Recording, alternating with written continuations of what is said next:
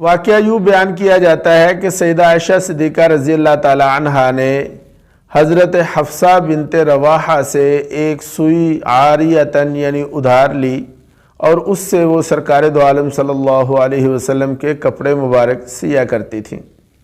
ایک دفعہ وہ سوئی نیچے گر گئی اور گم ہو گئی۔ اچانک سرکار دو عالم صلی اللہ علیہ وسلم تشریف لائے اور آپ کے چہرے کے نور سے روشنی ہو گئی اور وہ سوئی مل گئی، جس پر حضرت عائشہ رضی اللہ تعالی عنہا ہنسنے لگیں۔ سرکار دو عالم صلی اللہ علیہ وسلم نے فرمایا، اے حمیرہ تم کیوں ہنس رہی ہو؟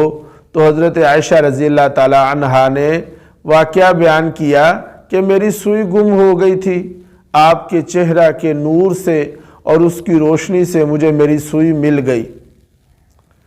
یہ واقعہ بیان کیا جاتا ہے، لیکن حقیقت یہ ہے کہ یہ واقعہ کسی بھی معتبر سند کے ساتھ ثابت نہیں، اور اس پر کلام کرنے والے محدثین ہیں حافظ ذہبی، حافظ ابن حجر، حافظ ابن عراق اور علامہ عبدالحی لکھنوی۔ لہذا اس حدیث کو سرکار دو عالم صلی اللہ علیہ وسلم کی طرف منسوب کر کے بیان کرنا جائز نہیں۔